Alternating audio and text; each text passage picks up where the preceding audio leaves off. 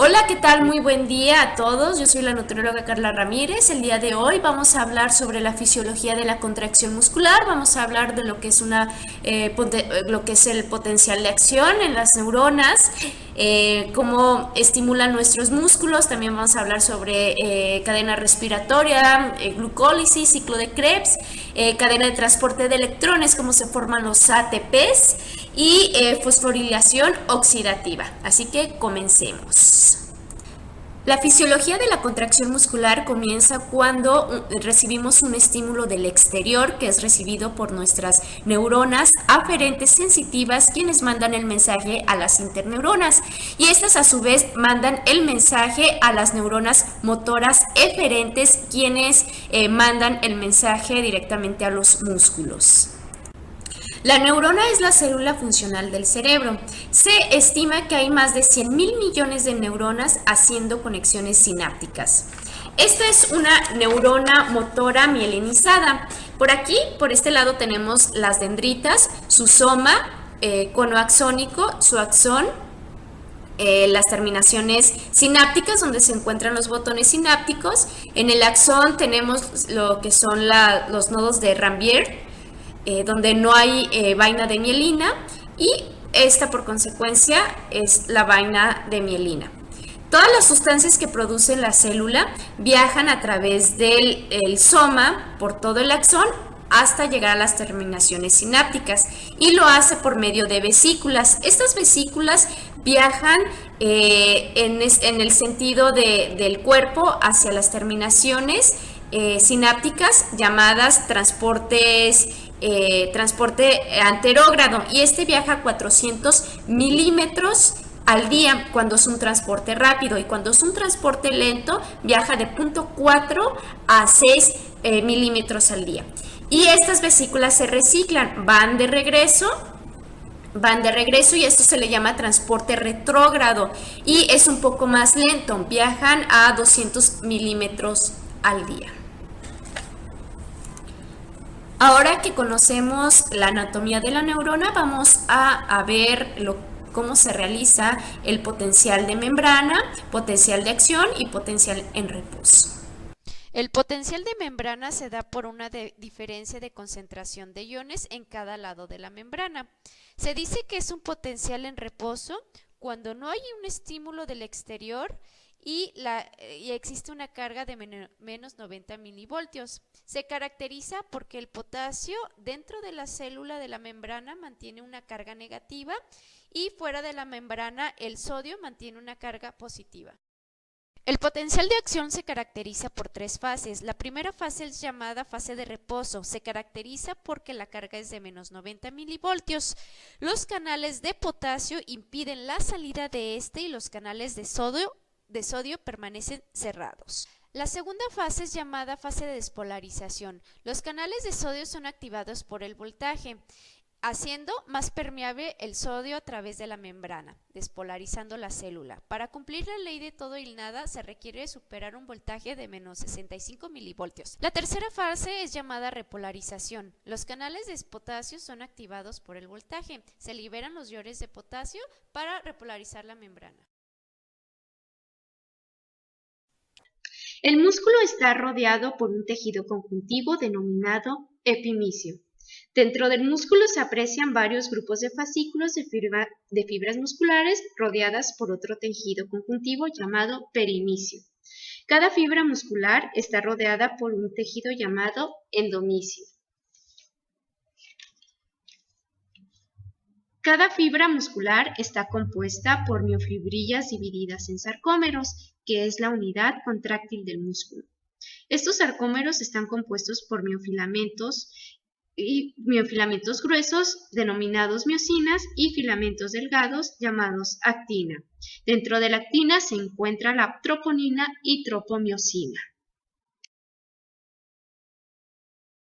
Ahora hablemos de la fisiología de El la estímulo contracción sensorial viaja del muscular. sistema nervioso periférico al sistema nervioso central a través de las dendritas a lo largo de los axones de una neurona a otra.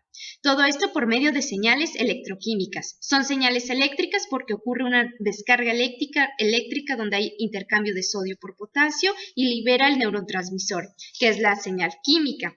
Todo esto denominado potencial de acción. Estas señales electroquímicas llegan hasta el músculo donde se libera el neurotransmisor, acetilcolina. Al llegar la acetilcolina a la membrana muscular, provoca el paso de iones de sodio, despolarizando la membrana. El sodio viaja hasta los túbulos T para provocar una descarga eléctrica en el retículo sarcoplasmático, liberando el calcio. Este rompe la unión troponina y tropomicina, permitiendo el desplazamiento de miosina sobre actina por un impulso de ATP, provocando la contracción muscular. La glucólisis se divide en dos fases. En la primera fase, la glucosa se transforma en fructosa 1,6-bifosfato y hay un gasto energético. En el paso 4 y 5, la molécula de dehidroxiacetona fosfato se convierte en gliceraldehído 3-fosfato, que es convertida en dos moléculas. Quiere decir que cada una de ellas continúa con el ciclo. En la fase número 2, fase beneficio energético, cada molécula de gliceraldehído 3-fosfato se produce una molécula de piruvato y un ATP. Esto quiere decir que en total se producen 2 piruvatos, 2 NADH y 2 ATP. Y ese es esto se produce por cada molécula de glucosa. Hay un paso intermedio entre la glucólisis y el ciclo de Krebs, el cual consiste en transformar el piruvato, que es resultado de la glucólisis, en acetilcoenzima A. Aquí en esta reacción interviene la enzima piruvato deshidrogenasa. El resultado es un NADH, pero como son dos ciclos, se producen dos NADH. El ciclo de Krebs inicia cuando una molécula de oxalacetato se combina con una acetil-CoA y se produce un citrato. El citrato se convierte en cis-aconitato. Este se convierte en D-isocitrato. Posteriormente se convierte en alfa-cetoglutarato. Posteriormente en succinil-CoA. Posteriormente se convierte en succinato. Después en fumarato, posteriormente el malato y termina el ciclo convirtiéndose de nuevo en oxalacetato. La finalidad del ciclo es producir moléculas altamente energéticas. Por cada molécula de glucosa se producen dos ciclos de Krebs. El total de las moléculas energéticas son 2 GTPs, 2 FDH, 10 NADH y 2 ATP. Esto incluye los ATPs de glucólisis y transformación de piruvato. Las vitaminas del complejo B son esenciales para la transformación de moléculas en el ciclo de Krebs y por consiguiente en el metabolismo de producción de energía. Por ejemplo, la tiamina, que es la vitamina B1, forma parte del difosfato de tiamina. La riboflavina, que es la vitamina B2, se encuentra en la forma de flavin adenin dinucleótido. La niacina, que es la B3, forma parte de nicotinamina adenin dinucleótido. Y el ácido pantoténico, que es la vitamina B5, como forma parte de la coenzima A.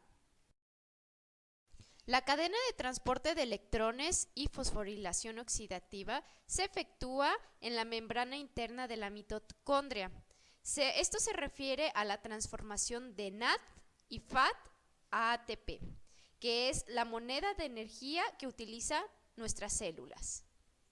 La cadena de transporte de electrones se refiere a una serie de complejos entrelazados, que es el complejo 1, 2, 3 y 4, citocromo C y el ATP sintetasa, que es la fábrica de ATPs.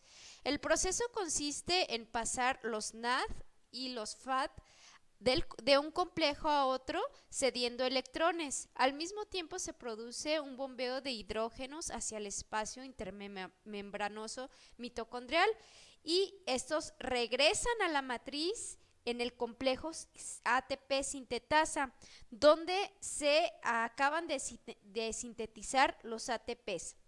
Esto quiere decir que se fosforilizan los ADP, se les agrega un fosfato para convertirlos en ATP.